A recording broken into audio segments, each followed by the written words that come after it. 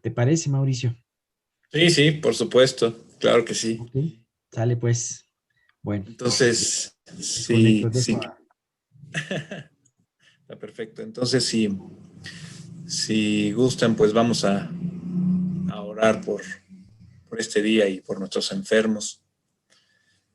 Bueno, Señor, te agradecemos este día que nos regalas, te agradecemos que nos des salud, pero sobre todo que nos hayas dado tu salvación, que hayas buscado en cada uno de nosotros su tiempo para arrepentirnos, haber caído a nuestra condición humana y ver que tú eres Dios, Señor. Por eso el día de hoy te pedimos que guíes estos estudios y sobre todo por las personas que están enfermas y necesitan de ti para cruzar esta dura prueba, Señor. Te pedimos por Miguel para que se siga recuperando, gracias por su vida y por Pati, su esposa, para que también pues pueda seguir adelante. Igual por don Alberto, para que también tú lo ayudes y estés con él. Igual que por Pati, para que ella y sus hijos puedan entender que tú los amas, Señor, y nos amas a todos nosotros, porque entregaste a tu Hijo en la cruz, Señor. Muchas gracias y bendice lo que tienes que decir para nosotros. Y te lo pedimos en el nombre de tu Hijo Jesús. Amén. Bueno, pues la ocasión pasada, el domingo pasado, estuvimos viendo este, este principio del libro de Samuel. Me comentaban que iba muy rápido, sobre todo por los versículos. Voy a tratar de hacerlo un poquito más lento, pero la verdad es que luego me emociono. Les comentaba hace ratito que estaba nervioso y emocionado, pero creo que es más la emoción porque son tantas cosas que uno quiere expresar y obviamente decirles que uno se ensimisma en la conversación, ¿no? Pero bueno, haciendo un resumen de los dos versículos nada más que vimos, ¿no? Y de la introducción es que el primer libro de Samuel, bueno, nos habla de quién fue el último juez de Israel y el primer sacerdote y profeta que sirvió durante la época de un rey.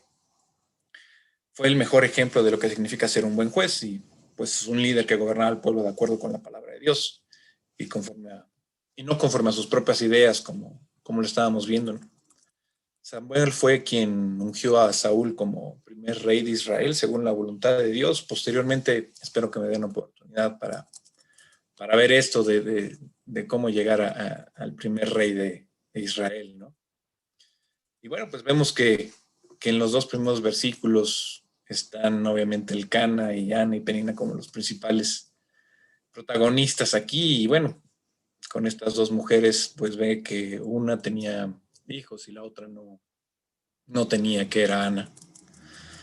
También vimos que aunque hubo grandes líderes del Antiguo Testamento que tuvieron, bueno, que sí tuvieron más de una esposa, ¿no?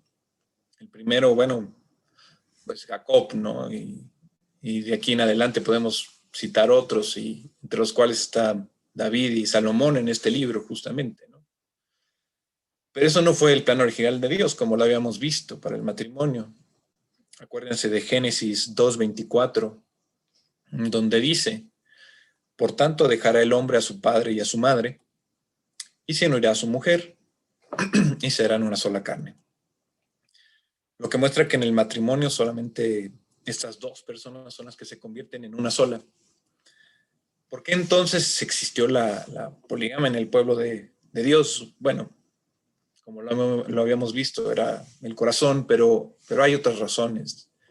El primero fue obviamente para engendrar a más hijos y sobre todo pues, que ayudaran en el trabajo, ¿no? Y para asegurar esa descendencia en la familia.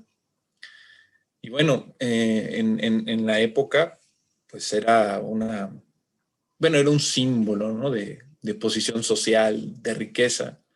Alguna vez estaba con mi mamá en un aeropuerto y vimos una pareja de judíos, ¿no? Y era muy chistoso porque eran la mayoría eran puras niñas chiquitas, ¿no? Y los estaban regañando y decía el papá, oye Ruth, ven para acá, cuida a Ana y tú, Abraham, cuida a Salomón que está aquí y luego tenían otros en brazos y bueno, la verdad es que se veía, además de de bello, pues la verdad es que trabajal, ¿no? con esta familia tan numerosa, y eran chiquitos, es decir, no era una pareja tan mayor, o sea, era una pareja joven en realidad, ¿no? Y bueno, pues lo segundo es que en aquellas sociedades donde muchos, bueno, no en aquellas sociedades, bueno, sí en aquellas sociedades por la sociedad en aquel día, ¿no? Había pues, demasiadas guerras y los hombres morían en ella, ¿no? Y bueno, pues esto era regulado, ¿no? Esto de casarse, tomar otra segunda mujer, era aceptado. Es decir, ¿cómo podría alguien, una mujer, sostenerse en aquella sociedad, ¿no? Se hubieran quedado o solteras o muy probablemente desamparadas si su novio o marido, bueno, más bien marido, hubiera muerto en la guerra. Y bueno, pues había otros temas, ¿no? Había, obviamente, tal vez prostitución o incluso inanición si las llegaban a correr, ¿no? O también esclavitud, es decir, los pueblos alrededor seguían teniendo esclavos. El mismo pueblo de Israel fue un esclavo en Egipto, ¿no? Así que, bueno, el punto es cómo esto ocasionaba problemas familiares, ¿no? Como lo vemos en esta historia que desde el principio sabes que va a ser triste, ¿no? Con Ana y Penina. Ahora vayamos al versículo 3 de Primera de Samuel, donde dice, y todos los años aquel varón subía de su ciudad para adorar y para ofrecer sacrificios de Jehová de los ejércitos en Silo, donde estaban dos hijos de Elí, Ofni y Finés, sacerdotes de Jehová. El Cana tenía que hacer esto cada año. Y en el versículo dice los hijos de Elí el sacerdote, en donde Ofni y Finés eran tipos de cuidado. Después espero que los podamos ver porque es de verdad muy, muy importante, ¿no? Para este episodio. Y bueno, vemos cómo le llaman a este lugar Silo o Shiloh, creo que se pronuncia así en hebreo, en donde busqué y se dice que significa su regalo o el que fue enviado. Y entonces te vas a Génesis, a 49:10, donde aparece creo que por primera vez, ¿no? Y dice, no será quitado el cetro de Judá, ni el legislador de entre sus pies, hasta que venga Silo, y a él se congregarán los pueblos. ¿De quién está hablando? ¿De quién es Silo? ¿No? ¿A quién le corresponde este cetro del que habla en Génesis 49:10? Este nombre que aparece en esta profecía de Jacob, según la cual se afirma que el cetro no se apartaría de la tribu de Judá, ya con el nombre de Judá ya uno se empieza a imaginar quién es, ¿no? Ni el legislador entre sus pies hasta la llegada de Silo, es decir, la nación de este hombre Jacob, que puso esta profecía, que le creyó a Dios y que el nombre de Jacob fue cambiado. Es decir, el nombre de Jacob es el que toma por el talón, ¿no? Y lo recordamos, es este hombre que le robó la primogenitura a su hermano Esaú. Y bueno, pues ahí en Génesis 26:34 hay una pequeña nota que les quiero poner de Esaú, ¿no? De quiénes eran estos dos. Y bueno, a mí me surtió a efecto esta nota de Esaú porque dicen en Génesis 26:34, Isaac bendice a Jacob, ¿no? Y dice, Esaú tenía 40 años de edad. Bueno, otra vez estoy buscando todos los 40 aquí en este estudio, ¿no? Cuando se casó con Judith, hija de Beri, elitita, también se casó con Basemat, hija de Hitita llamada Elón. Y estas dos mujeres les causaron mucha amargura a Isaac y Rebeca. Es decir, hasta las esposas les causan conflictos a los suegros, ¿no? Hay que escoger muy bien, ¿no? Pedirle a Dios a dónde, ¿no? Y bueno, pues los que llevan 2, 3 o 4 matrimonios me dirán, ¿no? O sea, tengo primos que sí, o sea, ya ya tuvieron dos veces que se han casado. Y bueno, la verdad es que es muy complicado porque pues toda la familia sufre, ¿no?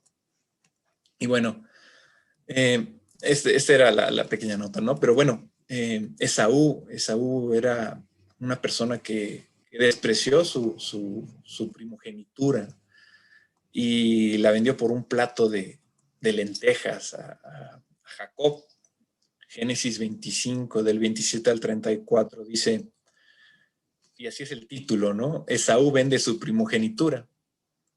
Y empieza el 27. Y crecieron los niños, y Esaú fue diestro en la casa, hombre del campo, pero Jacob era varón quieto, que habitaba en tiendas. Y amó Isaac a Esaú, porque comía de su casa. Mas Rebeca amaba a Jacob. Y hizo Jacob un potaje, y volviendo Esaú del campo, cansado, dijo a Jacob, te ruego que me des a comer de ese guiso rojo, pues estoy muy cansado. Por tanto fue llamado su nombre Edom. Y bueno, el nombre de Edom también me viene a la mente, ¿no? ¿Qué significaba? Y bueno, es el rojo de la tierra jordana, ¿no? Y bueno, recordamos a Jordania por Petra, ¿no? Que significa piedra, que la conocían como la ciudad rosa, y es esa famosa ciudad que fue excavada y esculpida en piedra. Ahí estaba, ¿no? En Edom.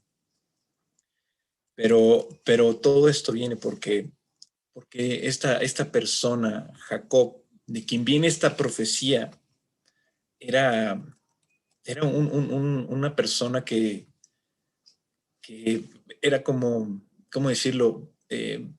Buscaba las oportunidades para sus fines, ¿no? Dice en el 31, véndeme en este día tu primogenitura. En el 32, entonces dijo Saúl, he aquí yo me voy a morir, ¿para qué pues me servirá la primogenitura? Y dijo Jacob, júramelo en este día. Y él juró y vendió a Jacob su primogenitura. Entonces Jacob dio a Esaú pan y del guisado de las lentejas, y él comió y bebió y se levantó y se fue. Así menospreció a Esaú la primogenitura. Y bueno, esta razón de Esaú de que le valió totalmente su primogenitura, bueno, le pesó con el tiempo, ¿no? Y bueno, aquí vemos a Jacob, ¿no? Como les decía, engañando de alguna forma. Bueno, no engañó a su hermano, o sea, más bien, como les decía, buscaba una oportunidad, ¿no? Y cada vez que estuve en este pequeño estudio que estoy tratando de darles hoy, me imagino el nombre de Jacob como este libro, no sé si alguna vez lo llegaron a escuchar, que se llama El extraño caso del Dr. Jekyll y el señor Hyde. Es escrito por un escocés que se llama Robert Louis Stevenson, más o menos por allá de mediados de los 1800, ¿no? Y básicamente Jekyll es un científico que crea una poción o una bebida que tiene la capacidad de separar la parte más humana del lado más maléfico de una persona, ¿no? Y bueno, cuando Jekyll bebía esta mezcla, se convertía en Edward Hyde, que era un criminal capaz de cualquier cosa. Y se los digo porque Jacob tuvo estas dos ambivalencias, tuvo un antes y un después. Y ese antes y después fue, el parteaguas fue Dios, cuando lo buscó completamente. ¿Qué pasa, no? Nos encontramos después de que Jacob le compra la primogenitura a Esaú, porque Esaú la despreció, que él fue a engañar a su padre Isaac, y al engañarlo para que lo bendijera, para que le diera su primogenitura, bueno, pues Esaú se entera y lo trata de matar y lo empieza a buscar. Entonces, bueno, sí, lo encontramos huyendo porque él y su madre Rebeca habían engañado a su padre Isaac, ¿no? En darle esta bendición espiritual que había destinado a su hermano mayor Esaú. Entonces su propio improceder de Jacob lo estaba alejando de su hogar. Y bueno, su padre lo envía lejos, lo envía a una tierra llamada Padad Aram para buscar una esposa. O sea, todavía le dice, oye, y bueno, pues cásate y en familia, ¿no? Y él lo mandó pues con su tío, ¿no? Su tío Labán. Y bueno, en este largo viaje que Jacob tiene que hacer y que está pues cansado de huir, pasa la noche a la intemperie. Y en esta intemperie, pues él encuentra una piedra para poner bajo su cabeza y se acostó en aquel lugar, ¿no? Dice Génesis 28:11. Y llegó a un cierto lugar y durmió allí, porque ya el sol se había puesto, y tomó de las piedras de aquel paraje y puso su cabecera y se acostó en aquel lugar. Digo, cuando lo escucho, digo, pues no es extraño para nosotros poner la cabeza sobre una almohada, ¿no? Estar en tu cama de noche, pero de piedra, pues es difícil imaginarlo. Para alguien que viaja es muy normal, ¿no? En lo personal me tocó alguna vez cuando mi mamá quería que yo fuera scout y me llevaron a acampar. Pues me tocó dormir en la tienda de campaña sobre una estaca en mi cabeza. Es decir, no la pudimos poner bien y la dejamos justamente donde yo dormía. Y como estaba llena la tienda, no podía hacerme a ningún lado. Entonces justamente me quedó aquí. De hecho, me quedó un hoyo. No sé si lo ven, no es cierto. Pero sí, o sea, me quedó aquí durante 2 noches. Y la verdad es que hacíamos tantas actividades durante todo el día que terminábamos exhaustos. Y bueno, no reparaba en la molestia, digo, hasta el día después que me dolía la cabeza, ¿no? Pero bueno, pensaba en Jacob huyendo, o a los misioneros en sus viajes, o cuando estaban huyendo los profetas, o el mismo Jesús también caminando y predicando. Es decir, era entendible que Jacob se acostara sobre una piedra, ¿no? O bueno, como yo lo llegué a pensar, ¿no? En este caso, pues obviamente cabezas duras y rocas duras, bueno, probablemente encajan bien, ¿no? Entre sí, como la mía, ¿no? Que pues, ha sido dura y Dios me sigue reprendiendo hasta el día de hoy, ¿no? Pero bueno, volvamos con Jacob. Cansado y agotado por el día, duro de tanto caminar, Job entró en un sueño pesado en esa noche y comenzó a soñar. Y su sueño era muy profundo y tuvo este sueño. Vio una escalera que estaba apoyada en tierra y su extremo tocaba en el cielo.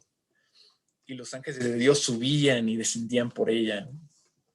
Dice Génesis 28, 2 y 13, y soñó, y he aquí una escalera que estaba apoyada en tierra y su extremo tocaba en el cielo. Y he aquí ángeles de Dios que subían y descendían por ella. Y he aquí Jehová estaba en lo alto de ella, el cual dijo, yo soy Jehová, el Dios de Abraham tu padre y el Dios de Isaac. La tierra en que estás acostado te la daré a ti y a tu descendencia. El Señor Dios llamó la atención de Jacob en Betel, que era el lugar en donde estaban, y demostró que él se preocupaba por Jacob y esta miserable condición en la que él tenía. Es decir, ya había engañado, le había robado, bueno, le había engañado a su papá, le había comprado malamente esta primogenitura a su hermano, ya estaba huyendo.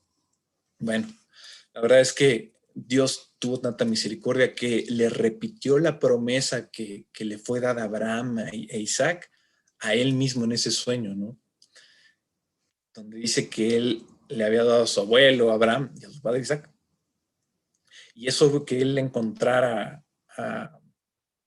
decir, que él encontrara aquí, pues una bendición en este estado, ¿no? Dice Génesis 28:14, será tu descendencia como el polvo de la tierra, ¿no? Por otra parte, en ti y en tus descendientes todas las familias de la tierra serán bendecidas. Es decir, sí, pues, o sea, sí estamos leyendo bien. Dios va a bendecir y va a utilizar a los descendientes de este engañador para un propósito eterno. Dios da la gracia, eso es lo que tenemos que recordar. Dios da la gracia.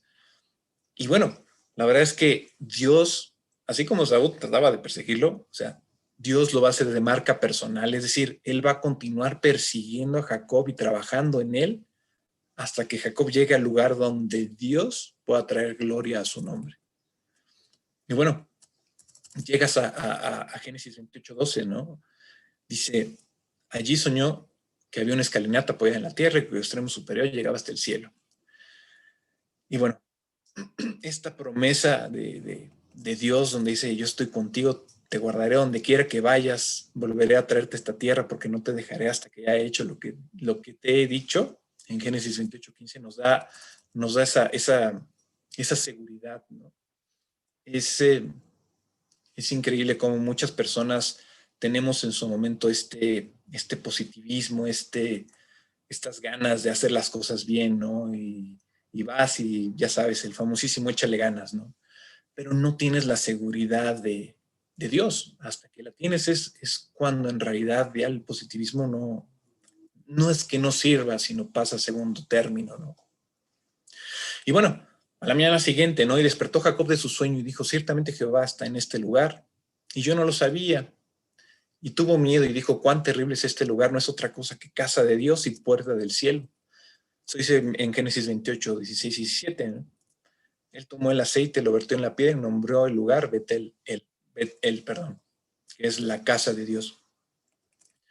Y bueno, después de este maravilloso encuentro con lo que le dijo Dios y esta promesa, bueno, ya llega por fin con su tío Labán. Y adivinen qué, ahí se enamoró de su esposa Raquel. Y bueno, quien la obtuvo de su tío Labán a cambio de 14 años de trabajo. Y bueno, ¿por qué fueron esos 14 años de trabajo, no? Pues en primera, porque tuvo que trabajar 7 por Raquel, a quien estaba enamorada, pero bueno, adivinen qué. Dicen ladrón que roba ladrón, ¿no? Tiene 100 años de perdón. Entonces, bueno, pues Labán, como sabía que quería a Raquel, pues no le dio a Raquel, le dio a Lea. Y lo había engañado, ¿no? Y en la noche de bodas, pues lo engañó y supo que no era con la que quería, ¿no? Y bueno, posteriormente le iba a entregar a Raquel. ¿A cambio de qué? A cambio de otros 7 años. Ahí están los 14, dice Génesis 29:20. Así sirvió Jacob por Raquel 7 años y le parecieron como pocos días porque la amaba. Cuando amas algo de verdad, cuando haces las cosas que te gustan, bueno, el tiempo pasa volando, ¿no? Y bueno, sin entrar un poquito más en detalle en esto, que sería increíble poder verlo, una vez que se casó con ambas, Jacob amó a Raquel y despreció a Lea. Otra vez vemos desde antes de la historia del Cana, pues obviamente esta unión de dos esposas y yo amo a una y a la otra, híjole, pues la empiezas a despreciar, ¿no? O sea, seguramente va a haber problemas, ¿no? Entonces sí, pues Dios viendo esto hizo que Lea procreara muchos hijos.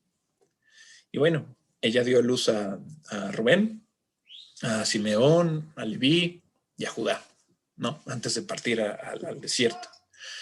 Raquel, pues viendo que era incapaz de procrear un hijo, se puso celosa de su hermana y pidió a Jacob, imagínense, le pidió a Jacob que tuviera hijos con su criada, con Bila, ¿no? Para que ella pudiera tener un hijo a través de ella. Y bueno, Jacob lo hizo así y Bila dio a luz a Dan y Neftali. Y bueno, ahora nuevamente, ¿no? El que la hace la paga y bueno, pues le entró en celos y le pidió a Jacob que tuviera hijos también con su criada, con Silpa, quien dio a luz a Gad y a Aser. Bueno, entonces Lea volvió a ser fértil y dio a luz a Isaacar, Zabulón y Dina, ¿no? Pero luego, pues Dios se acordó de Raquel y al fin le concedió 2 hijos, quienes fueron José y Benjamín. Bueno, pasa el tiempo en que nació José y Jacob ya desea volver a su casa, pero Labán notó que Dios le había concedido bendiciones en gran manera a Jacob, ¿no? Mientras estuvo ahí. Entonces le rogó que se quedara. Y de hecho ofreció Labán pagarle, ¿no? O sea, más. Y Jacob mencionó que como posible pago, parte del ganado de Labán iba a ser aumentado grandemente, ¿no? Entonces, bueno, Labán accedió e inmediatamente le dio todas las reses, ¿no? Que Jacob había solicitado. Y bueno, conforme el tiempo pasaba, los hijos de Labán se empezaron a dar cuenta que Jacob tomaba la mejor parte de sus rebaños Y bueno, esta actitud amistosa de Labán hacia Jacob, pues empezó a cambiar mucho. Entonces, Dios le advirtió a Jacob que saliera del pueblo, y después de una rápida consulta, todas sus esposas, bueno, partió sin dar aviso, ¿no? Sin darle este aviso a Labán, ¿no? A su suegro. Y bueno, antes de marcharse, ahí va de nuevo el tema de la idolatría, ¿no? Antes de marcharse, Raquel robó los ídolos religiosos de la casa de su padre, ¿no? Todavía que Dios le había dado ya los hijos y demás. Nosotros no somos así, ¿no? Dices, no, pero está bien, o sea, sí creen en Dios, pero híjole, voy a confiar en esto, ¿no? En mis tarjetas de crédito, voy a confiar en esto, en mi reputación con tal persona, voy a confiar en esto, en que tengo salud. Y bueno, Raquel robó los ídolos religiosos de la casa de su padre. Bueno, Labán, aparte de que se había ido sin avisar, bueno, pues entró en cólera, ¿no? Pues se habían robado sus muñequitos de madera, ¿no? Y bueno, pues persiguió a Jacob, ¿no? Por días, ¿no? Y la noche antes de que lograra alcanzarle, pues Dios le habló en sueños, ¿no? Y le dijo, ya, debes de tener cuidado de no hablar a Jacob, de no hablar mal a Jacob, ¿no? Y bueno, hasta que se le presentó a Dios, no paró el mal ahí, ¿no? Y ahí ya. Más tarde vemos cómo, cómo Jacob lucha perdón, con el ángel de Dios, ¿no? Y prevaleció en su contra, ¿no? ¿Por qué? ¿Por qué se peleó Jacob con Dios? Bueno, pues ya huyendo y tratando de ir a su tierra, bueno, pues iba a ir a visitar a la familia. Y adivinen qué, pues su familia era Esaú. Y Esaú, como todavía recordaba que había sido engañado y le había robado, bueno, pues se enteró Jacob que lo iba a perseguir con 400 personas de su ejército. Entonces tuvo miedo por él, por sus esposas, por sus hijos, por sus hijas. Y qué difícil es visitar a la familia, ¿no? Y Jacob lo entendió a la mala, ¿no? Después de todas estas pruebas que tuvo, y esa noche, pues dice Génesis 32:22, Jacob luchó con el ángel de Jehová y prevaleció en su contra. Jacob se aferró a él y le dijo, no te dejaré ir si no me bendices, dice Génesis 32:26. Y en ese momento, que no lo dejaba ir, que no lo dejaba ir a Dios, porque de verdad, cuando necesitas a Dios, no lo dejas ir. Dios cambió su nombre a Israel, porque has luchado con Dios y con los hombres has vencido. Y eso significa Israel, ¿no? El que lucha con Dios, o Dios lucha. Para su sorpresa, se dio cuenta de Jacob con el que había luchado, ¿no? Y declaró, he visto a Dios cara a cara, sin embargo mi vida ha sido preservada. Eso dice Génesis 32:30. Y bueno, tanto fue la pelea que Dios, ya saben, ¿no? Le picó aquí en el muslo, ¿no? Y se alejó copiando para arrebatar su vida, ¿no? Es decir, ya casi lo hartó y dijo, ya déjame, te voy a bendecir. Y sí, hasta que no estuvo orando de más, pues ya se quedó cojo, ¿no? Y aquí es algo increíble, ¿no? Es lo que les decía del doctor Jekyll y el señor Hyde, ¿no? Las dos ambivalencias, Jacob y ahora el nombre, su nuevo nombre. Cuando Dios cambia el nombre de una persona, a menudo inicia una nueva relación con esa persona. La vida de Jacob nunca más sería la misma después de este encuentro con Dios. Acuérdense, Ezequiel 36:26, os daré corazón nuevo y pondré espíritu nuevo dentro de vosotros y quitaré de vuestra carne un corazón de piedra y ahí os daré un corazón de carne. Jacob aprendió que cuando estás caminando con el Señor, cualquier lugar se convierte en un lugar de descanso, ¿no? No importa la piedra, no importa la estaca, es un lugar de descanso. Incluso con dos esposas, ¿no? Y bueno, dos concubinas. Donde quiera que tú estés, Dios va a estar allí. Jacob acaba de decidir estar en la luz y salir de la tiniebla de esto pues, de engañar más, ¿no? Y antes de que él ascendiera, digamos, en esta nueva faceta de su vida, bueno, pues recuerdo a Jesús cuando le dijo a sus seguidores, ¿no? Enséñeles que guarden todas las cosas que os he mandado. He aquí yo estoy con vosotros todos los días hasta el fin del mundo. Amén. Mateo 28:20. Es decir, tenemos su permanencia permanente, ¿no? Su presencia permanente, independientemente de dónde estamos, ¿no? Siempre estamos con Él, porque Él es la escalera a la presencia de Dios. No hay lugar en este universo en el que nuestro Señor no esté con nosotros. Él es nuestra morada. No solamente eso, no hay nada que pueda separarnos de Él, por lo cual estoy seguro de que ni la muerte, ni la vida, ni ángeles, ni principados, ni potestades, ni lo presente, ni lo porvenir, ni lo alto, ni lo profundo, ni ninguna otra cosa creada nos pueda separar del amor de Dios, que es en Cristo Señor nuestro, ¿no? Que es en Cristo Jesús Señor nuestro, ¿no? La verdad es que bueno, esto justo le cambió el nombre Dios a Jacob, ¿no? Porque iba a encontrarse con su hermano. Es decir, sabía que todo lo que iba a venir, ¿no? Y necesitaba a Dios. Y creo que nosotros, cuando tú haces este alto en tu vida total, buscando una solución, solamente puedes voltear al cielo y ver que no tienes otra cosa más que Dios, ¿no? Y si Dios promete que no te va a abandonar, la verdad es que tienes que creer en Él. Y Dios lo hace así. No es que las cosas sean fáciles en este camino, no es que las cosas sean sencillas cuando crees en Él, más bien Dios las va a hacer posibles, ¿no? Porque están, y vamos a estar al lado de su mano, ¿no? Al lado de Él. Quiero quedarme aquí nuevamente en esta parte del estudio. Sé que este versículo 3 pues lo extendí por el tema de Silo, ¿no? Porque creo que es importante entender a dónde iba el Cana a hacer esta entrega de ofrendas, estos sacrificios, ¿no? Y cómo el ejemplo de dos esposas y dos concubinas también trajeron problemas a Jacob, como se los está trayendo el Cana y bueno, a Penina y a Ana con estos celos, ¿no?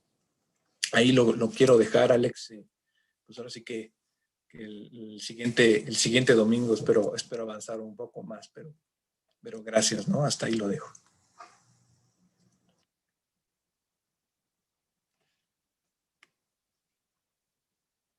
Se me fue Alex.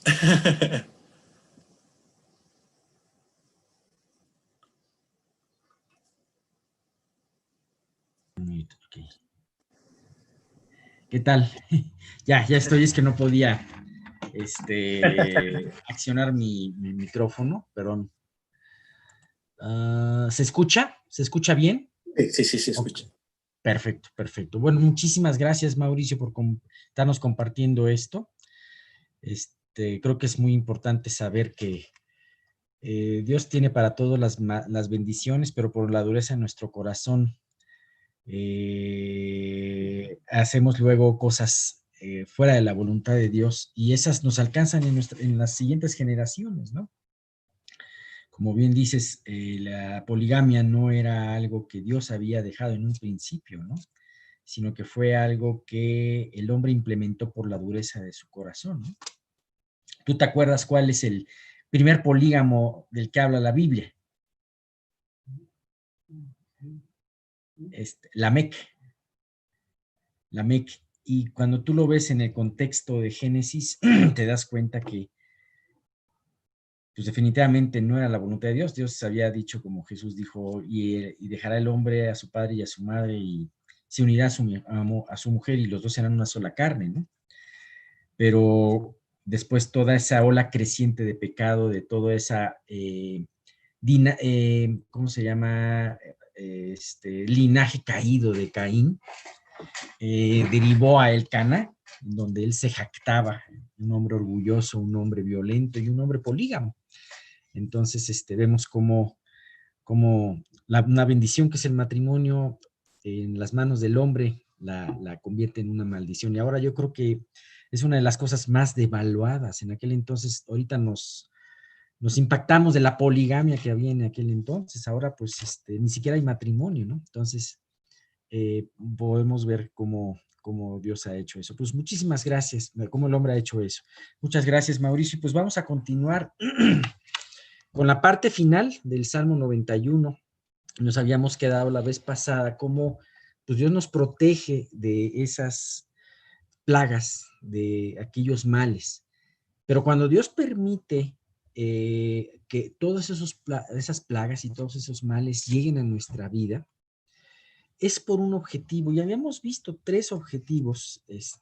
Uno era para muerte, a veces Dios tiene la muerte a través de una enfermedad. Otro era para la gloria de Dios. Y el tercero para corregir nuestras vidas. Y bien, pues podemos ver que nada tocará en nuestras vidas que Dios no permita, como lo habíamos visto en el libro de Job, ¿no? Bien, pues ahora vamos a ver este aspecto muy importante. Vamos a ver una parte en donde es la parte más famosa de este versículo. De hecho, esta parte, este extracto fue utilizado, mal utilizado por Satanás en la tentación con Jesús.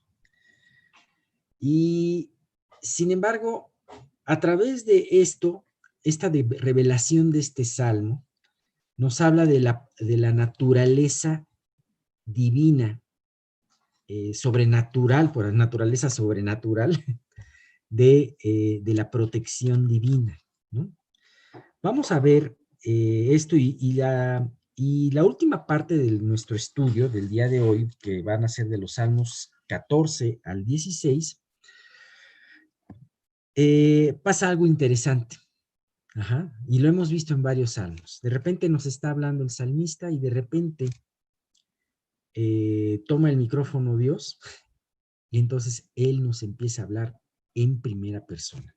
Y es una forma hermosa en la que termina este salmo. Bien, vamos a leer los primeros 3 versículos. Dice, del 11 al 13, dice, pues a sus ángeles mandará acerca de ti, que te guarden en todos tus caminos.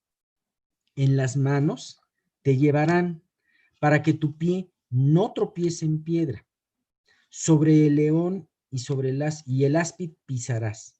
Hollarás al cachorro del león y al dragón. Sí, el primero. Vamos a ver el primero, el 11. Pues a sus ángeles mandará acerca de ti. Así que nuestra protección, el hecho de que nosotros vivamos como vivimos, como estamos ahorita, que podamos reunirnos, que podamos estar vivos, habla de esa protección sobrenatural. Ajá. No olvidemos que esto, como lo habíamos dicho desde un principio, es un salmo mesiánico, es un salmo que nos habla de Jesús. Se nos habla de un varón perfecto, de alguien que toda su vida se refugió en Dios. Hay algo que a mí me impacta mucho desde la primera vez que lo escuché. Jesús, cuando vino aquí a la tierra, no se valió de su deidad para hacer lo que hizo, porque si no, no nos hubiera podido enseñar cómo depender de Dios. Él nos enseñó de vivir una vida como la vivió, por su dependencia de Dios. Y es impresionante porque él siempre tuvo ese refugio secreto en su Padre. A veces nos da mucha flojera levantarnos muy temprano. No hay una regla, como lo hemos comentado, para poder tener nuestros tiempos devocionales. Lo importante es que los tengamos y que los tengamos de una manera constante. Pero lo que sí puedo decirles es que hay cosas que ayudan y hay tiempos en donde es más adecuado orar, que nos ayuda por la quietud porque no estamos con actividades. Generalmente esos tiempos, habíamos visto, son en la mañana o en la noche. Jesús utilizaba ese tiempo y se levantaba muy de madrugada para poder ir con su Padre, ¿no? Tenemos, por ejemplo, esa parte en donde nos dice que Él eligió a sus discípulos más cercanos, a los 12. Pero antes de elegirlos, Él pasó mucho tiempo orando, desde la madrugada hasta la mañana, orando por cada una de esas personas, ¿no? Y aún por Judas, ¿verdad? Sabiendo que esto iba a cumplir con su propósito, ¿no? Ahora, tú puedes ver cómo realmente Dios tiene legiones de ángeles, o tuvo legiones de ángeles para cuidar de su unigénito que estaba aquí en la tierra. Podemos ver y seguramente cómo se movieron las esferas espirituales de una manera impresionante en ese tiempo en que Jesús estuvo aquí en la tierra, ¿no? Ahora, lo impresionante y lo impactante es que nosotros que hemos creído en Él, todo aquel que ha decidido poner su confianza, haberse arrepentido, confiar en Él, tenemos también esa misma protección, tenemos acceso a esa protección. Por el momento, nosotros como creyentes tenemos una vista, y no voy a hablar de la vista espiritual, tenemos una vista muy corta. Ajá. ¿Y a qué me refiero con eso? Vemos nuestros problemas, nuestras circunstancias, en un principio los vemos de la forma natural, no vemos mucho más allá de eso, y eso de alguna manera también así lo ven los inconversos. Vemos los sufrimientos, los peligros o las amenazas directas, las enfermedades y demás problemas, como también las ve el resto del mundo, como le suceden al mundo, ¿no? Muchas veces conozco tanto a incrédulos como a creyentes que se angustian por escuchar las noticias, ¿no? La otra vez vino un vecino amigo nuestro que estaba muy nervioso, y aún hasta su esposa le dice, oye, deberías dejar de ver tantas noticias, te pones muy nervioso, ¿no? Y eso nos pasa también a nosotros los creyentes. Ajá. Sin embargo, tenemos esa grandísima opción de poner un alto en el camino y empezar a meditar en la palabra y decir, a ver, ¿qué es lo que dice? ¿Cómo? Quiero afinar mi vista. Dios me ha dejado verdaderamente un recurso mucho más potente que la simple vista. El poder ver todo lo que ocurre en el mundo, todo lo que ocurre a nuestro alrededor y todo lo que ocurre en nuestras vidas a través de su lente, a través de sus ojos. Y es impactante. Cuando tú ves la Biblia y empiezas a ver la vida a través de los lentes de la palabra, es como si Dios te prestara unos lentes de buena visión y te dijera, ve la forma como yo veo las cosas. Y ahora Dios lo que quiere es, no solamente son unos lentes para poder bien, para poder amplificar en las enseñanzas que Él nos da, sino también son unos lentes que nos deja ver lo que está atrás de todo lo que vemos a simple vista. Él decide quitar el escenario de las cosas materiales y enseñarnos lo que está tras bambalinas. Ajá. Que es decir, la vida espiritual, cómo se mueven. Es como de chicos, cada uno de nosotros habíamos ido o ahora que no estamos tan chicos, con los hijos o con nietos, ver un espectáculo de marionetas, ¿no? ¿Y qué pasa si se cayera todo el escenario? Pues tú ves a un montón de personas ahí moviendo los hilos, ¿no? Así pasa, así Dios tira todo el escenario y a través de todo esto nos enseña a ver que se están moviendo las cosas, ¿no? Y es impresionante, dice, pues que a sus ángeles mandará acerca de ti. Uh-huh. Los ángeles, dice, a sus ángeles mandará. Primeramente, los ángeles son, nos vamos a lo que dice la Biblia y son estos seres poderosos, poderosísimos en fuerza, en sabiduría, que en la mayoría de las veces no los vemos. Quién sabe, probablemente alguno de nosotros pudo haberse algún día topado con un ángel, ¿no? Pero en la mayoría de las veces no los vemos. Sin embargo, son tan reales como el hecho de que todavía sigamos con vida nosotros. Ajá. Imagínate de cuántas cosas Dios haya mandado a sus ángeles para que te cuidaran, en cuántas situaciones de nuestras vidas. Ajá. Situaciones en donde aún como, y sobre todo como jóvenes, aún como jóvenes vas directo ahí al barranco y de repente hay algo que Dios te libra. Ajá. O que te enteras que en tu familia los libran, ¿no? Entonces, Y es impresionante, porque además aquí dice, mandará. Podemos tener una gran seguridad a través de esto que Dios afirma aquí. A sus ángeles mandará.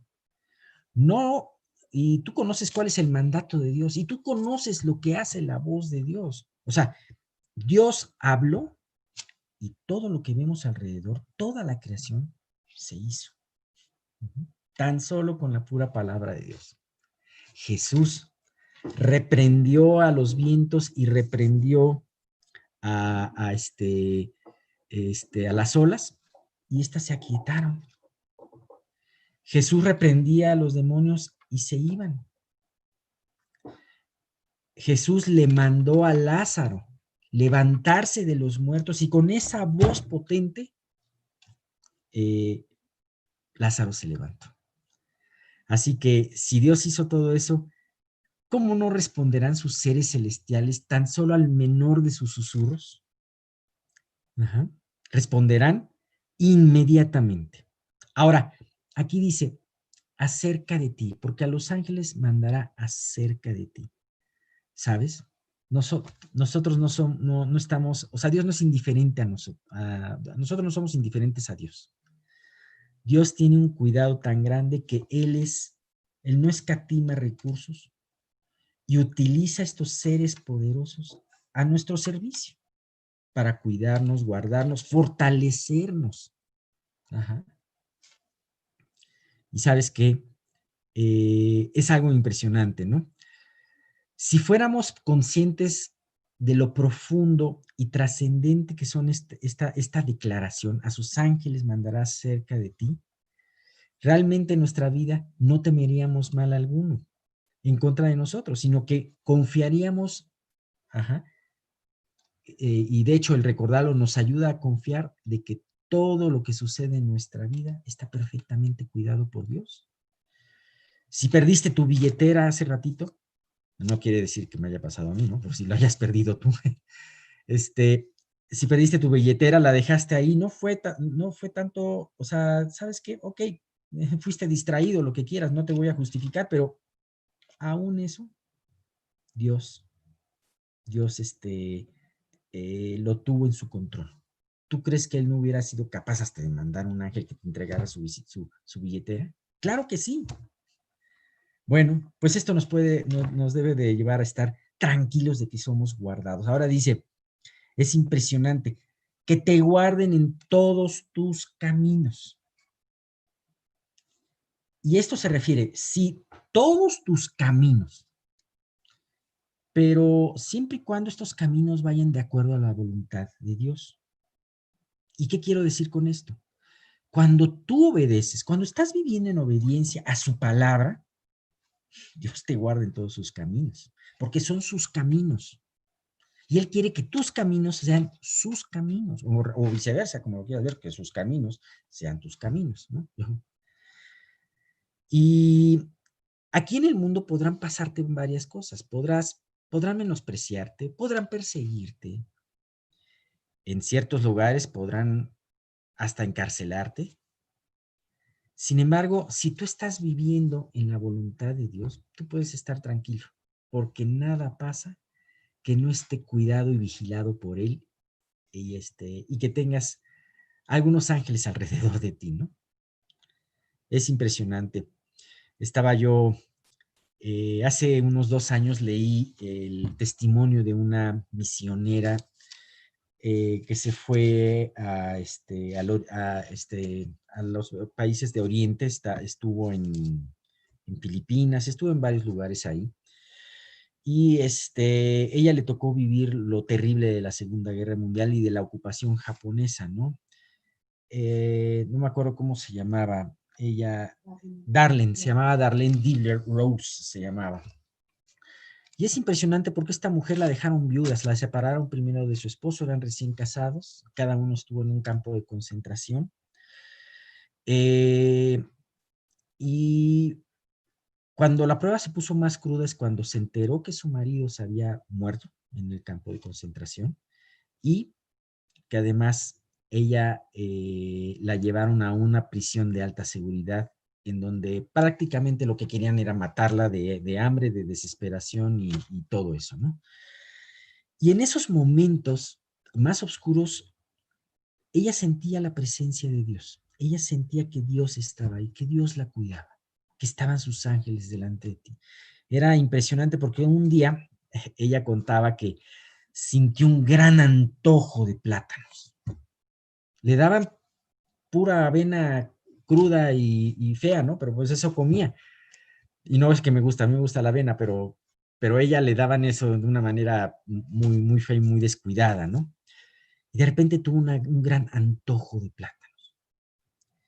Y sabes que a los pocos días, es impresionante, el guardia de la anterior prisión que se había encariñado con ella y que tenía un alto cargo, fue a visitarla y le llevó una penca de plátano. Dime si aún no, en los tiempos en donde podamos estar acongojados, atribulados, Dios aún en esos pequeños detalles manda a sus ángeles acerca de ti. Y dices, oye, sin embargo, ¿qué pasa cuando desobedecemos? Cuando desobedecemos nos salimos de sus caminos y entonces estamos a expensas de muchas cosas. Aún ahí, Dios tiene cuidado de nosotros, pero es otro tipo de cuidado. Ya ahí Él, no, él va a permitir cosas, te va a dejar un poco, se va a hacer un poco atrás y va a permitir cosas en tu vida que te causen dolor y que te lleven a regresar con Él. Ese es un punto muy importante. Fíjate que Satanás malutilizó, como decía anteriormente, malutilizó este pasaje con Jesús. Y es curioso cómo le dijo en Mateo 4, 5, 7, pues podemos citar Mateo 4, 5, 7, no lo tengo yo anotado, pero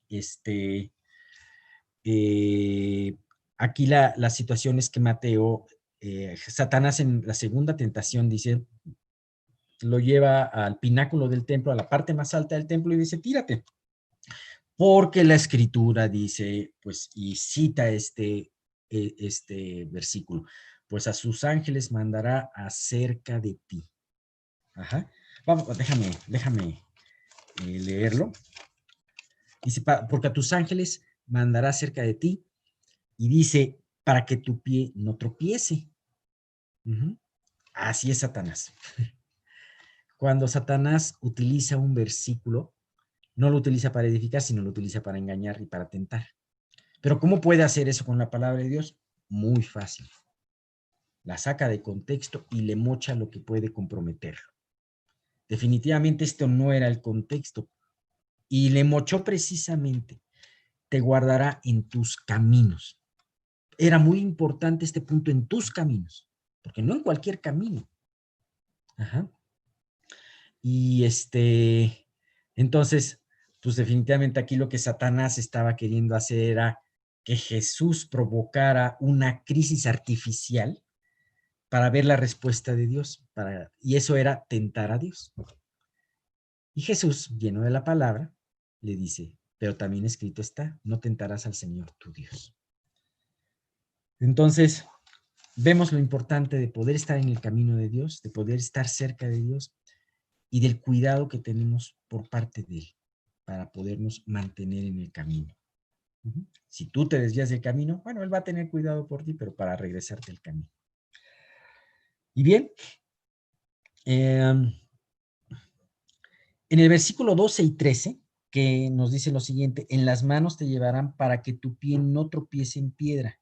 Sobre el león y el áspid pisarás, hollarás al cachorro de león y al dragón.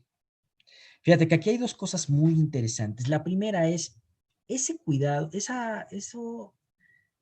cuidado tierno que él tiene de aún llevarte en tus manos para que no pises, ¿no?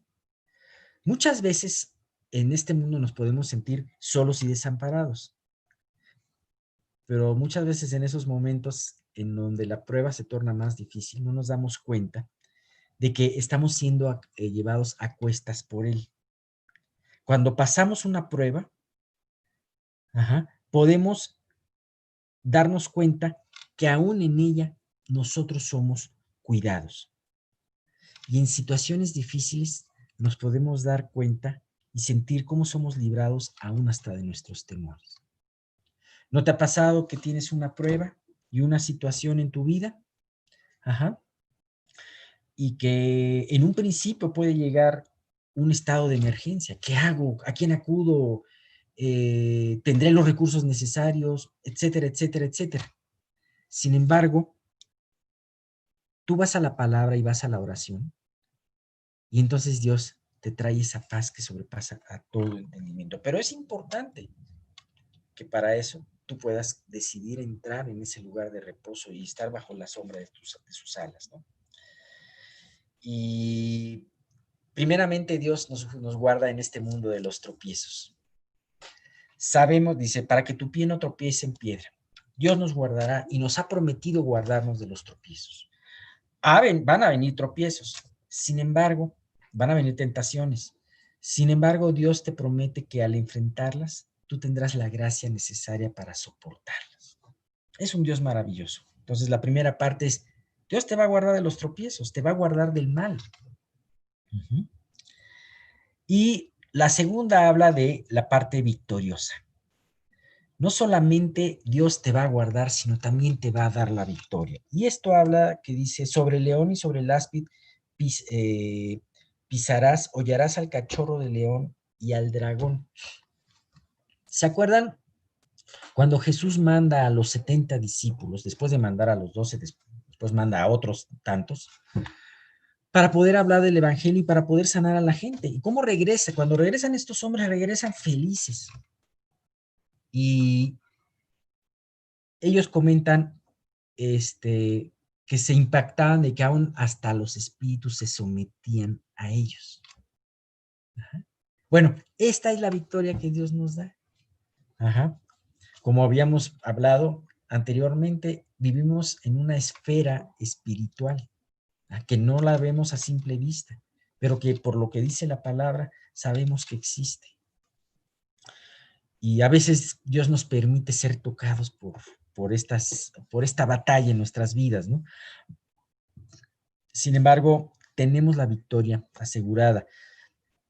Ahora, aquí se nos hablan de 3 seres o animales peligrosos, los cuales están relacionados con Satanás y con el pecado. ¿Qué encontramos? ¿Qué animales encontramos en esta parte? Encontramos un león, encontramos un áspido serpiente o encontramos un dragón. Sí, bueno, la mayoría de ustedes saben que sí existieron los dragones, ¿verdad? Por eso hablo de él como un animal, ¿no? Solo que hace algunos años les pusieron como nombre dinosaurios, ¿no? Pero está hablando de estos 3 animales, el león, la serpiente y el dragón, que significa Satanás y las fuerzas del mal y el pecado. Y bueno, ¿qué dice la Biblia de estos 3 animales? El primer versículo es 2 de Timoteo 4:17, que dice Pablo hablándole a Timoteo en su última carta y diciéndole de todas las penalidades y procesos que él había tenido. Entonces dice, pero el Señor estuvo a mi lado y me dio fuerzas para que por mí fuese cumplida la predicación y que todos los gentiles oyesen. Así fui librado de la boca del león. No solamente de la boca de sus enemigos en ese momento, sino también la boca de Satanás. ¿Y sabes qué es lo peor que te puede pasar como creyente? Que Satanás te nulifique. Ajá. Que termines teniendo miedo de hacer la labor por la cual Dios te ha llamado. ¿Sabes qué? Pablo le estaba escribiendo esta epístola a Timoteo, porque a Timoteo, en cierta manera, él podía haber tenido un temor de la persecución que se estaba suscitando, ¿no? Estamos hablando que esto estaba en época de Nerón, en tiempos de Nerón, y Nerón lanzó una gran persecución, la primera gran persecución a los cristianos, ¿no? Hubo 10 persecuciones grandes desde Nerón hasta Constantino, hubo 10 persecuciones grandes y la de Nerón fue la primera. Y curiosamente, Pablo en una prisión a pocos días de morir, dándole aliento a su discípulo Timoteo, diciéndole, Timoteo, Dios me ha librado de la boca del león y también te va a librar a ti. Segundo versículo que nos hablan de los leones dice, habla de Hebreos 11:33, que nos habla, conocemos el capítulo 11 de Hebreos como el Salón de la Fama de los hombres de fe, y nos habla desde Noé, ¿verdad? Desde Enoc nos habla hasta los últimos, ¿no? Que en ese momento nos habla inclusive indirectamente de Isaías, ¿no? Aquel que aserraron era Isaías, ¿no? Y en esta parte en el versículo 33 hace una especie de resumen de los padecimientos y de las maravillas, de las proezas que hicieron ellos en el nombre de Dios. Entonces habla que por fe, hablando de la fe principalmente, conquistaron reinos, hicieron justicia, alcanzaron promesas, taparon bocas de leones. Uh-huh. Así que en este mundo hay muchos leones sueltos todavía, ¿no? Leones espirituales, retos espirituales. En aquel entonces, en la época del Antiguo Testamento, había muchos leones circundando, ¿no? Ahorita conocemos los leones nada más en reservas en África, pero en aquel entonces había leones en Palestina y una de las proezas de la que habla la Biblia es un valiente de David, pelea y mata a un león en plena nevada. ¿Sabes? Eso es impresionante. Ahí se cumple: sobre el león pisarás. Estos hombres sí podrían decir verdaderamente: en el nombre del Señor sí vencí a un león. Vemos, por ejemplo, hay muchos otros ejemplos de leones. Primera de Pedro 5:8 es uno de los más explicativos. Dice: sed sobrios y velad. Todos los versículos los estamos poniendo en el chat, si los quieren ver ahí, seguir. Sed sobrios y velad, porque vuestro adversario el diablo, ¿cómo? Como león rugiente, anda alrededor buscando a quien devorar. Así que aquí nos habla de la importancia precisamente de estar en sus caminos, de estar bajo la protección de sus alas, porque tenemos un adversario que le dan el símil de león.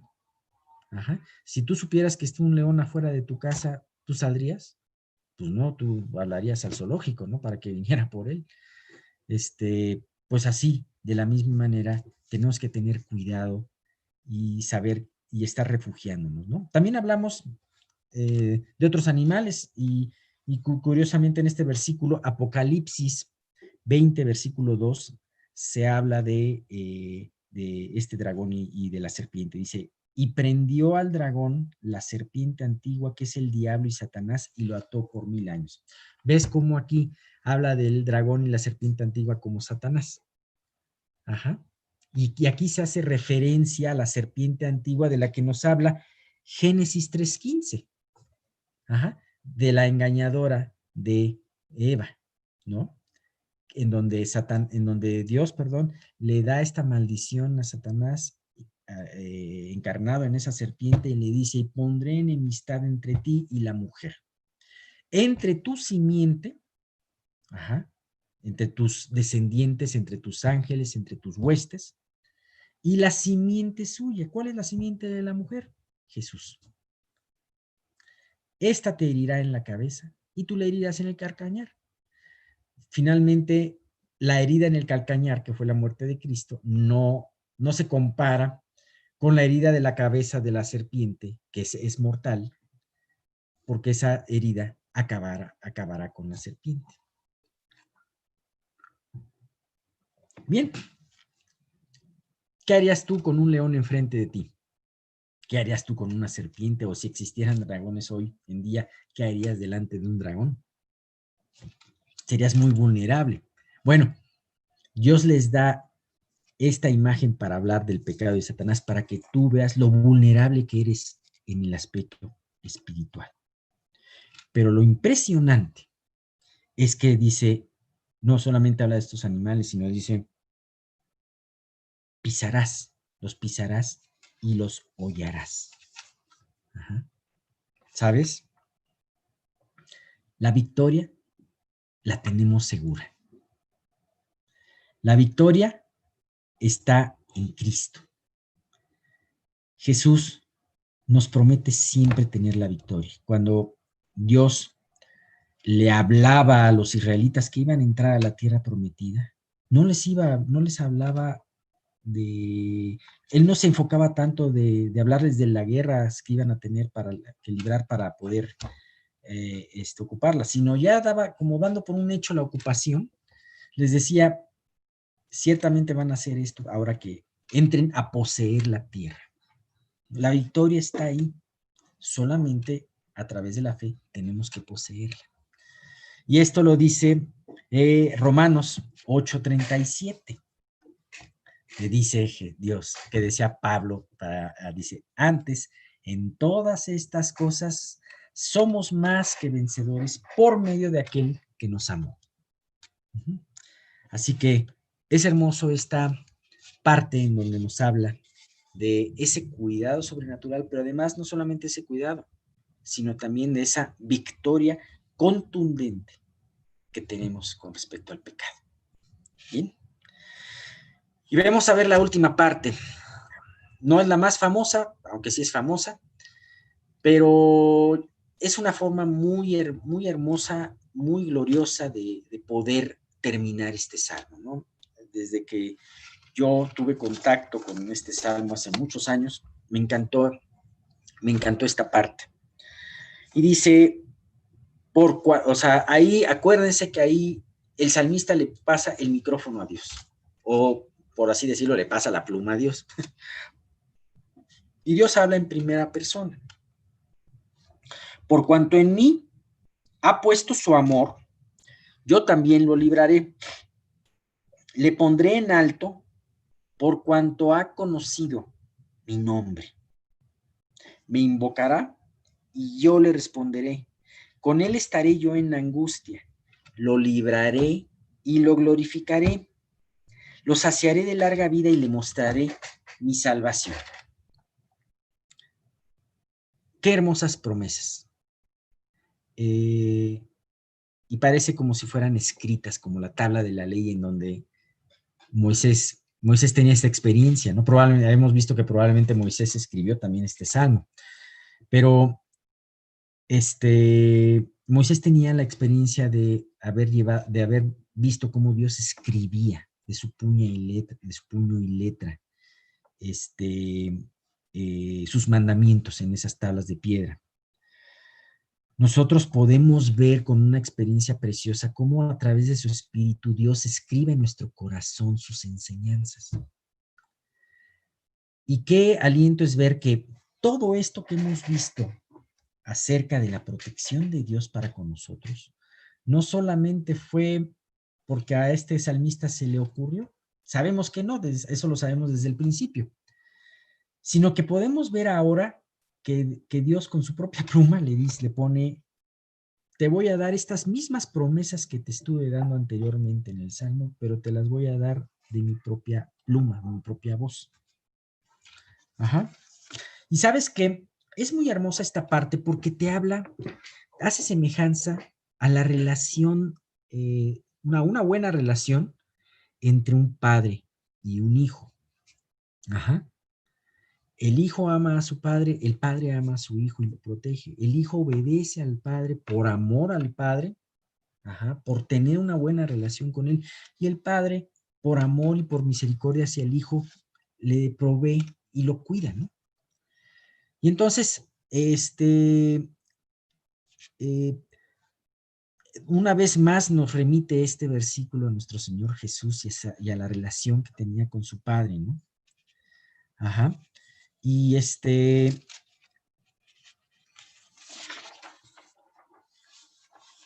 y dice, bueno, perdón, nos remite un poquito, como les decía, a la relación de Dios, de Jesús con su Padre, ¿no? Cuando leemos el Evangelio de Juan, por ejemplo, nos encontramos mucho esto, ¿no? Como Jesús va a clamar delante de la gente para que Lázaro se levante. Y cómo Jesús se refiere al Padre y le dice, Dios, yo sé que tú lo vas a hacer, pero lo digo de enfrente de ellos para que ellos vean que tú me enviaste, ¿no? ¿Y cómo le respondo? Bueno, ¿cómo es esta relación entre padre e hijo, ¿no? Y de la misma manera, pues nosotros que a través de la fe con Jesús hemos sido adoptados, podemos tener también y gozar esta relación. De hecho, la primera persona que metió ese concepto de paternidad de Dios y que nos lo enseñó a nosotros fue Jesús. En el Antiguo Testamento no se conocía esa relación de Dios con el creyente como padre e hijo. Y de hecho ninguna otra religión lo conoce, ¿no? Decía una persona que hay casi 100 formas en que el Islam menciona a Dios. Sin embargo, en ninguna de ellas le da la característica de padre. Pero Jesús nos vino a presentar a su Padre. Y me encanta esa parte cuando dice, voy a mi Padre, que es vuestro Padre también, ¿no? Ahora sí que qué padre, ¿no? Bueno, vamos a seguir. Dice, por cuanto en mí ha puesto su amor. Fíjate que aquí, en estos 3 últimos versículos, los puse a manera de ver primero que Dios, de alguna manera, así como hemos visto que estas promesas son únicamente para aquellos que creen en ellas, también vemos que todas estas últimas bendiciones que repite Dios aquí, es para aquellos, se tienen que dar 2 condiciones en nuestras vidas. Y la primera es, estas bendiciones van a venir, pero ¿has puesto tu amor en él? Dice, por cuanto, y es muy claro, por cuanto en mí ha puesto su amor. No hay que olvidarnos que Dios responde a nuestra fe y a nuestro amor. Y Jesús muchas veces, cuando vino aquí a la tierra, marcó la importancia de nuestra fe para poder hacer sus milagros. El receptor de los milagros tenía que acercarse a Jesús con fe. Por ejemplo, Jesús le dijo una vez a un padre que estaba entre dudando y creyendo, el padre de un endemoniado le dijo, si puedes creer, al que cree todo le es posible. ¿Qué le dijo Jesús a la mujer con flujo cuando le tocó su manto y ahora sí que Jesús la evidenció delante de los demás, pero la evidenció para mostrar su fe y le dijo, vete, mujer, tu fe te ha salvado. Encontramos, por ejemplo, que en la ciudad de Nazaret Jesús no pudo hacer muchos milagros por la incredulidad de ellos, o sea, no había fe en esa población. Ahora, ¿qué significa a ciencia cierta poner nuestro amor en él? Y esto es una pregunta muy importante que debemos hacernos esta mañana. ¿Cómo estamos delante de Dios? ¿Cuál es la posición de de Dios en nuestro corazón? Una persona le preguntaba a otra, le decía, ¿tú qué eres? Y le decía primero, pues yo soy entrenador de fútbol o de básquetbol. Y después le decía, y bueno, pero además, ¿qué? Bueno, pues yo soy contador, ¿no? Pero también, ¿qué más eres? Ah, pues yo soy padre de familia. Y le decía, pero además, ¿qué eres? Ah, bueno, soy cristiano. O asisto a una iglesia normalmente. Y entonces esta persona dijo, ¿por qué lo más importante lo dejaste hasta el final? Ajá. Dios, ¿dónde está Dios en tu corazón? ¿Cómo te consideras tú primero? Entonces, sería conveniente hacernos las siguientes preguntas. Tome nota. ¿Anhelamos pasar tiempo diario con Dios en oración? ¿Qué tanto lo anhelamos? Otra. ¿Disfrutamos de nuestro tiempo de lectura en la palabra y meditación en ella? ¿Leemos solamente para cumplir un requisito? ¿O queremos conocer a Dios? Que es el segundo punto que vamos a ver ahorita. Y amamos a Dios y queremos saber de quién es, ¿no? Conocerlo mejor. Tercero, ¿estamos dispuestos a identificarnos con Cristo delante de los demás?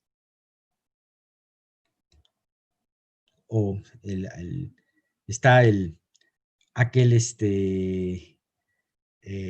nominativo que conocemos desde hace muchos años los cristianos de la secreta, ¿no? O estamos dispuestos a identificarnos con Cristo delante de los demás. Otra pregunta.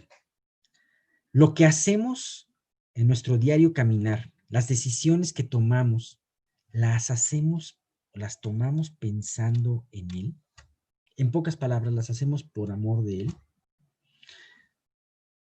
Jeremías nos da un ejemplo precioso en esta parte. Después de sufrir mucho tiempo a manos de sus hermanos judíos, encarcelamiento, casi la muerte, el desprestigio, todo. Finalmente llega una persona extranjera, Nabuzaradán, capitán de Nabucodonosor, y lo trata bien y le dice, delante de ti está la tierra. Si quieres puedes venirte aquí a Babilonia y vas a recibir honores y vas a vivir de maravilla. Porque además los babilonios sabían que Jeremías había predicado en contra de Israel hablando de la victoria de Nabucodonosor. O te puedes quedar en la tierra. Si se quedaba ahí en la tierra de Jerusalén, ¿con quién se quedaba? Con los pobres de la tierra, con sus exenemigos. ¿Y sabes qué? Jeremías decidió quedarse en Israel. Y lo decidió porque amaba a Dios y porque decidió por Dios. Era muy importante esa decisión para testimonio de Jeremías delante de los demás. ¿Sabes qué pensaba la gente del pueblo con las profecías de Jeremías? Había muchos falsos profetas que decían, no, Jerusalén no va a ser tomada. Pero Jeremías desmentía a todos ellos. ¿Y sabes qué pensaba la gente? Este Jeremías es traidor. Jeremías seguramente lo estaba mandando el rey Nabucodonosor. ¿Qué hubiera pasado si Jeremías se hubiera ido con Nabucodonosor? Pues la gente hubiera dicho, ya ves, te dije, era del bando de los enemigos, ¿no? Pero Jeremías decidió, por amor de Jesús, y para dar un testimonio de Dios, quedarse, aunque le fue mal. Bueno, le fue mal en la tierra, ¿no? Pero lo hizo por amor de Dios. La siguiente pregunta.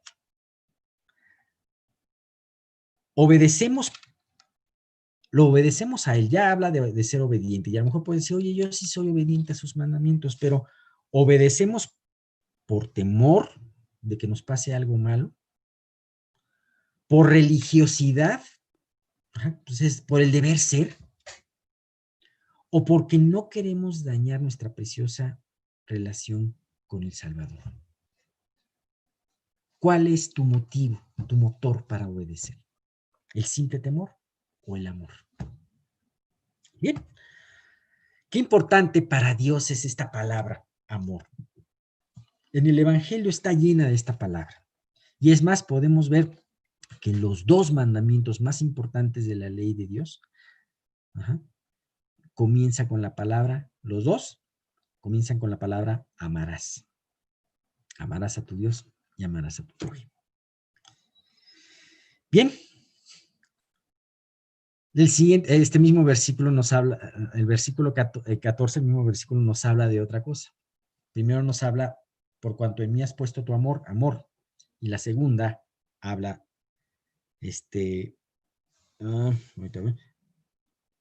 por cuanto ha conocido mi nombre. ¿Sabes?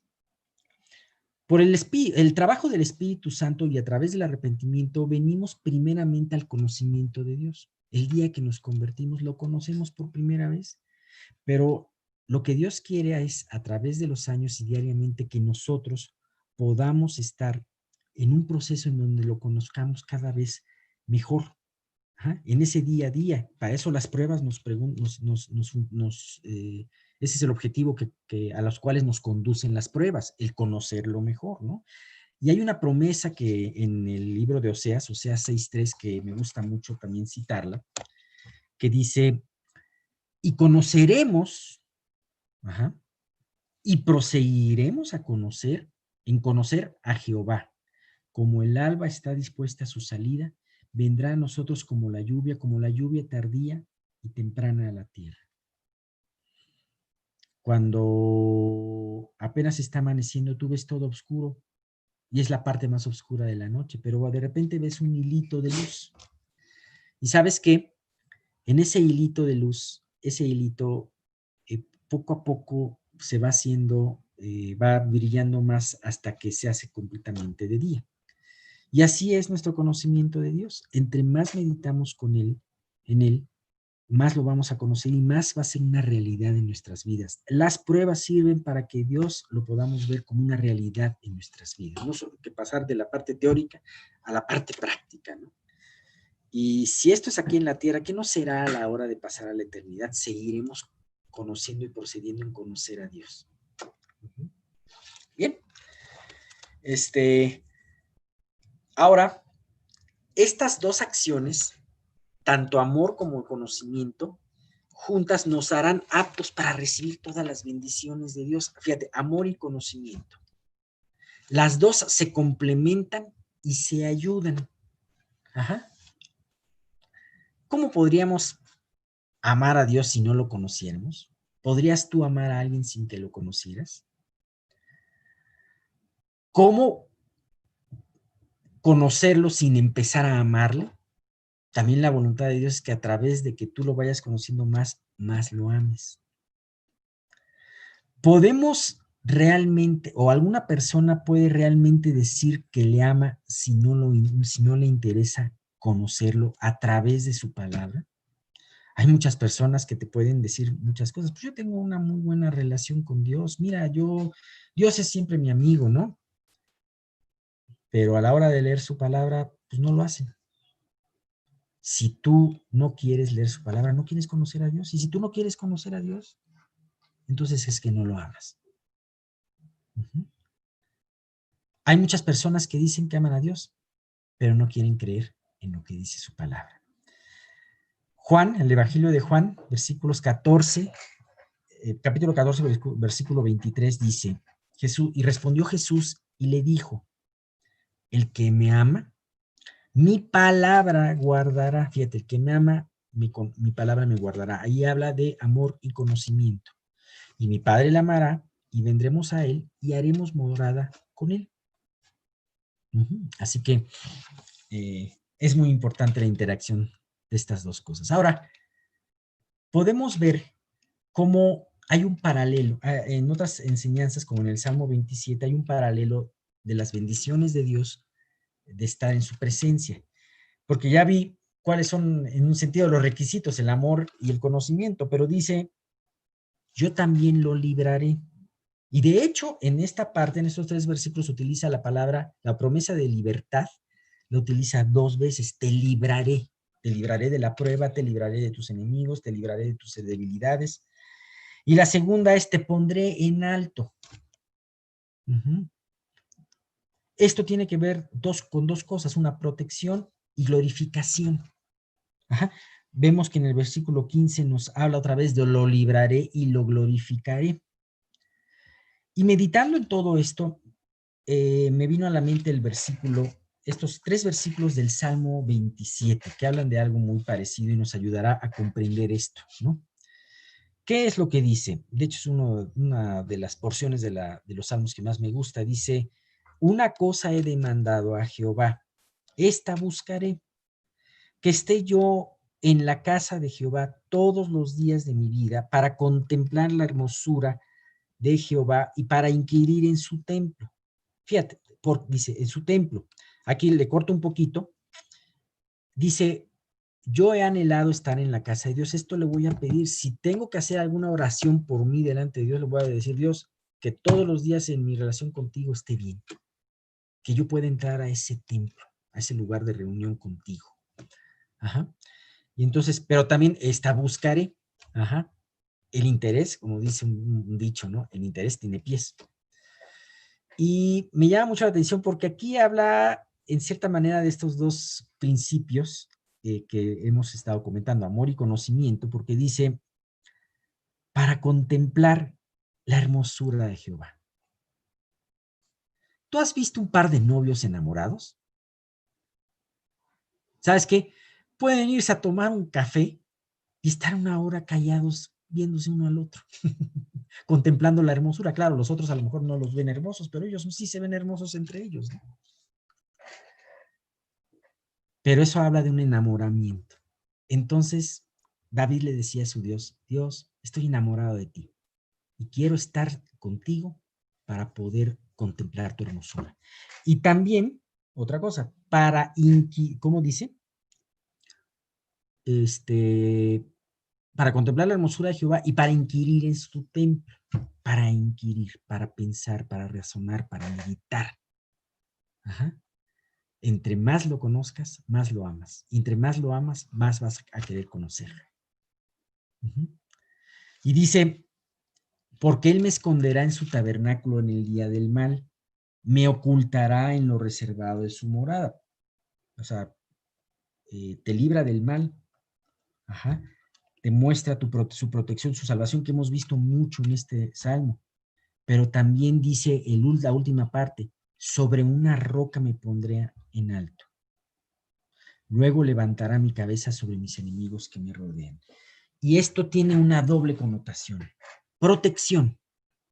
Dios te va a llevar, te protege no solamente llevándote a un lugar reservado, sino también a un lugar alto. Me gustó mucho esta imagen que puse aquí en el castillo, de este castillo, porque habla de ese como refugio, ¿no? Un refugio con respecto a las inclemencias del tiempo, pero también nos habla de que es un refugio un poco difícil de accesar. Ajá.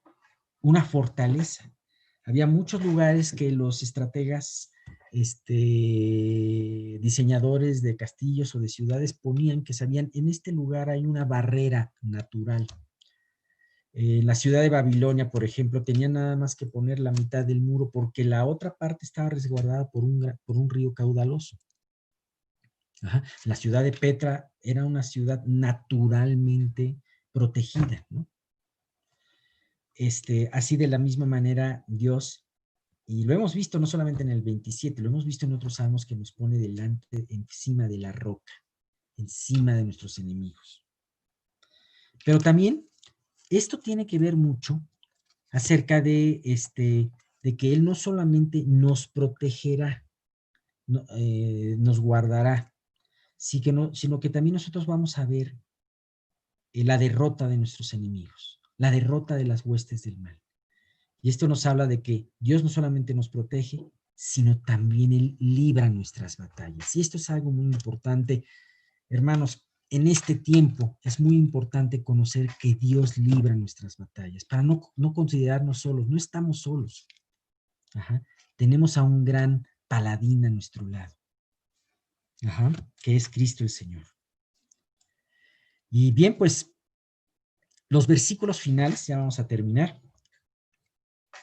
Los versículos finales nos van a seguir confirmando todas estas bendiciones que Dios tiene para aquellos que tienen una relación con Él y que además la cuidan, que anden en esos caminos de obediencia. Como les vuelvo a repetir, si tú no andas en ese camino de obediencia, bueno, Dios está enviando esta exhortación para que te regreses a Él. Pero también Dios utilizará otras cosas en su cuidado y amor por ti para regresarte al camino. Pero si tú estás en este camino de obediencia y aún así estás padeciendo, no te preocupes. Creo que estos versículos son muy alentadores. Y, por ejemplo, vamos a leer el 15 y el 16 de nuevo. Me invocará y yo le responderé. Ajá. ¿Qué quiere decir esto? Que podemos tener confianza que Él contestará nuestras oraciones. Acuérdate de este versículo ahora el miércoles que nos veamos. Bueno, no solamente el miércoles, sino todos los días que te pongas a orar con Él. Me invocará y yo le responderé. ¿Por qué te responde? Porque Él te ama y porque no hay ningún obstáculo entre tú y Él. Dice el siguiente, con Él estaré yo en la angustia. ¿Sabes qué? Dios asegura su presencia en tu vida en los tiempos difíciles. Su liberación, que también está prometida, podrá tardar un poco. ¿Y sabes por qué tarda? Porque Dios tiene un tiempo para esa liberación. Sin embargo, lo que puede venir inmediatamente que tú lo invoques es su presencia. Eso sí, definitivamente.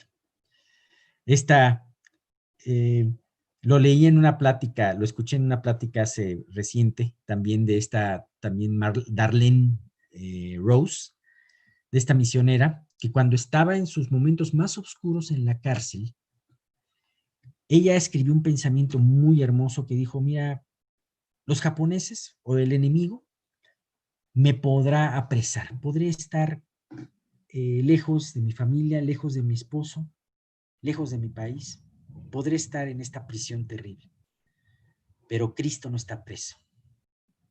A Jesús nadie lo presó y Él está conmigo. ¿Sabes?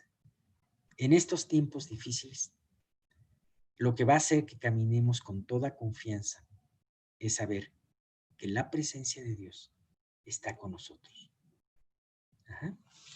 Bien, es necesario. A veces nuestra forma natural de actuar es muchas veces asustarnos ante la prueba, pero es muy importante hacer un alto y meditar en estas promesas. Nuestra actitud cambiará. La siguiente, lo libraré y le glorificaré. Una vez más hablamos de liberación. ¿Sabes? Dios no solamente te va a liberar de la prueba, esto es lo hermoso, sino que también se encargará de glorificar tu testimonio. Muchas veces nos puede preocupar nuestro testimonio. ¿Sabes qué? Tu testimonio, sí, claro, tú debes de ser diligente con los tesoros que Dios te ha dado y uno de ellos es tu testimonio. Ajá. Desde luego, tú vas a procurar andar en obediencia para poder tener un buen testimonio. Sin embargo, del testimonio se encarga Dios. Ajá. Jeremías, por ejemplo, lo volvemos a citar. Jeremías pudo haber tenido pudieron haber dicho muchas cosas malas en contra de él, que era un traidor, que era un pusilánime, muchas cosas. Pero al final de cuentas Dios levantó su testimonio. Y si no lo levantó delante de la generación, lo levanta delante de muchas generaciones después, que lo ha glorificado como un gran profeta. Jesús en la tierra fue desechado y en la cruz fue tremendamente castigado, duramente castigado por nuestros pecados. Sin embargo, podemos ver esa gloria excelsa que el Padre le dio una vez que terminó con su suplicio, con todo este sufrimiento. Así que también Jesús a nosotros nos promete que si padecemos por su nombre, por haber puesto nuestro amor en Él, también nos compartirá su gloria. Y esa es una promesa maravillosa. Bien, lo saciaré de larga vida y le mostraré mi salvación. Habíamos visto en versículos anteriores que el salmista nos decía que Dios nos va a guardar de la enfermedad, de la peste, del mal. Y Dios se compromete y nos está diciendo, lo saciaré de larga vida y le mostraré mi salvación. Una de las cosas que acorta nuestra vida y que los pocos días que tenemos aquí no nos permite vivir bien es el temor. Ya lo habíamos visto en un estudio anterior, pero aún Dios se compromete a librarnos de esos temores que nos atan. Ajá. ¿Sabes? Y dice aquí, el pináculo de estas promesas, la cumbre de estas promesas es, le mostraré mi salvación. ¿Y sabes qué? Esta promesa va mucho más allá trasciende mucho más allá de lo que ahora vemos. Trasciende a tu problema que tienes ahorita. Trasciende inclusive a tu vida y se coloca y nos posiciona en la eternidad. ¿Sabes? Dios te va a mostrar tu salvación en este problema, en esta situación que estás pasando. Dios nos va a mostrar su salvación en estos problemas que estamos pasando como iglesia. Dios nos va a mostrar su salvación después de la muerte. Y cada vez vamos a entender mejor el peso y el tesoro que es esa salvación en nuestras vidas. Bien, pues podemos decir a todo esto que este salmo nos ha exhortado a ver nuestra vida con otra perspectiva. Primeramente, como lo había dicho, nos exhorta a no temer por las situaciones difíciles. ¿Por qué? Porque ya tenemos un refugio precioso en Dios, el cual nos libra y nos guarda para siempre. Pero además, nos exhorta a través de mostrarnos su salvación y mostrarnos lo trascendente de esta la salvación, de que nuestra vida aquí en la tierra es como un pequeño soplo, un pequeño cúmulo de neblina que está por ahí un momento y se desvanece, a diferencia de toda la eternidad gloriosa que nos espera.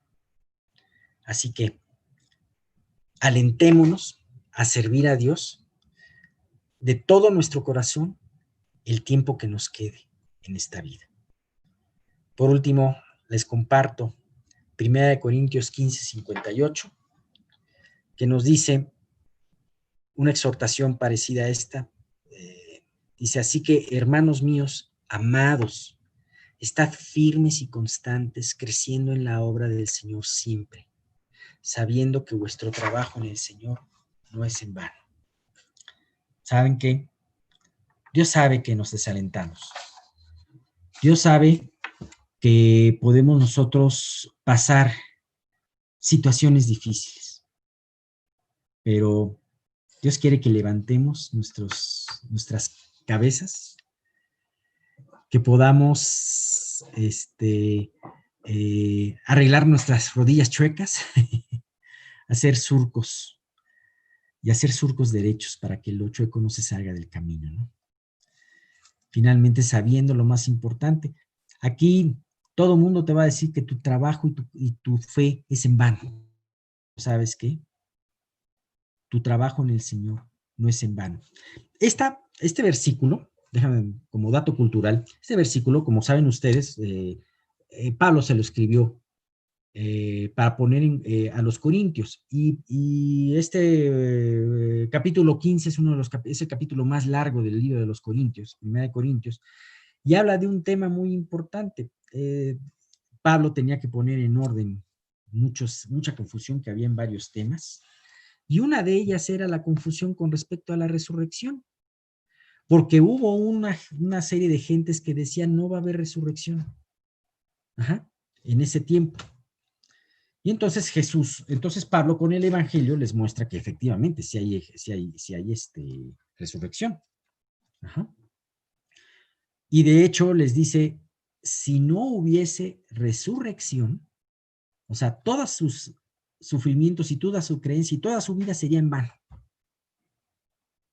Pero una vez que Pablo les enseña contundentemente a través del Evangelio que sí había resurrección, entonces los puede exhortar con esta última belleza de versículo. Tu trabajo en el Señor no es en vano. Piensa en la eternidad. Y creo que este salmo nos lleva a pensar en esa eternidad donde verdaderamente no solamente vamos a sentir, sino vamos a ver las alas de nuestro Creador, cuidándonos a nosotros. Bien, pues vamos a terminar con una oración. Ya después de la oración, si alguien tiene algún comentario, alguna pregunta, con mucho gusto trataremos de responderla. Y no olvidamos que la próxima semana nos vemos. Nos vemos como siempre. Y bueno, pues vamos a orar, ¿no? Padre Santo, te damos muchísimas gracias por este tiempo, porque tú nos enseñas que verdaderamente nuestro trabajo y nuestra fe en ti no es en vano. Gracias, Dios, porque aun cuando estamos pasando tiempos de aflicción, tiempos en donde estamos viendo a nuestro alrededor, el mundo pareciese como si se cae, si se deshace, pero en ti, Padre mío, sabemos que tenemos una protección infinita, un cuidado por nuestras almas y una victoria segura. Señor, pues ahora te queremos pedir de una manera muy especial que tú sigas cuidando nuestras vidas, cuida nuestra iglesia, como te lo pedía Mauricio, guarda mucho la vida de nuestros hermanos en Cristo. Guárdanos a nosotros, Padre mío, prevénos de un contagio, Señor, pero si aún, Padre mío, permites en alguno de nosotros un contagio, Dios, danos esta fe para apartar nuestro temor y para poder aprender de ti a través de esa prueba. Pero por lo tanto, te queremos pedir que tú sigas mejorando a Miguel, que tú guardes a la familia Castro, y que tú, Dios, sigas trabajando en el corazón, en el pulmón de Alberto, Dios, llevándolo a que pueda salir adelante y que podamos, si así es tu voluntad, Dios, glorificarte a través de un gran milagro que tú hagas en medio de nosotros. Gracias por todo esto. Guárdanos en nuestro ir y venir, danos prudencia, danos temor, el temor que sí nos debes dar, que es de estar en tus caminos, de no separarnos de ti. Y todo esto te lo pedimos en el nombre de tu Hijo Jesús. Amén.